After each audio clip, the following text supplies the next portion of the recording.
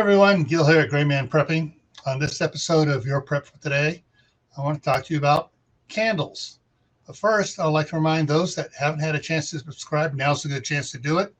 Click the red subscribe button down there and then ring the notification bell so you get notified every time I put out a new video on preparedness. All right. Also, if you have any friends, relatives, co-workers, neighbors that you think need to get prepared, go ahead and share the video out. There's a share link right about here above the subscribe button, or you can just go ahead and copy the URL up here and email it out to them. All righty. All right. Candles.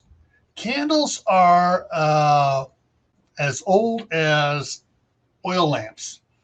Candles are something that's been in civilization for millennia, and it's something that is I call it a two-edged sword. It produces heat, it produces a little light, and if you're not careful with them, they can cause a fire. But there's a lot of neat things that you can do with candles so they're a little bit more safe.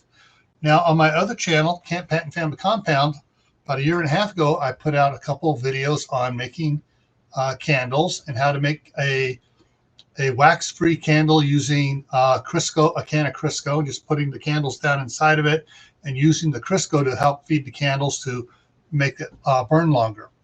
But there's a bunch of things to consider about candles. And the number one concern is it getting knocked over either by someone bumping into it or by a slight trembler from an earthquake or whatever, or just the shaking of the house from a tornado or a hurricane going by.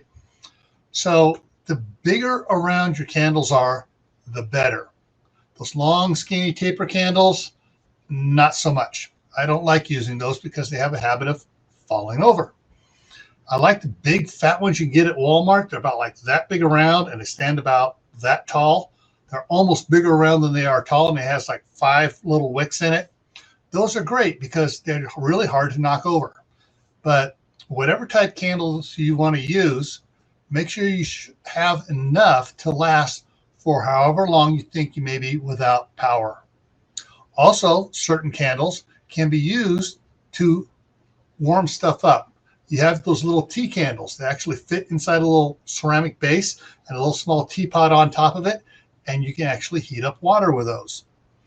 There's single wick ones, triple wick ones I've seen, so you can get a little bit of heat out of them. Also, the little tea candles are short and they don't dump over easy, and they're great for putting on the bathroom sink or whatever. You have just a little bit of light in there as well. So make sure you have plenty of candles for what you need, because hey, candles don't have to be recharged. Yeah, they burn up and they're gone, but it's not like a flashlight. When you use it so much it's dead. You've got a big candle, it'll last a lot longer than a flashlight. All right, so everyone, remember, stay happy no matter what life throws at you. Don't do anything foolish. Stay safe. And most importantly, stay prepared. And I'll see you in the next video. Take care.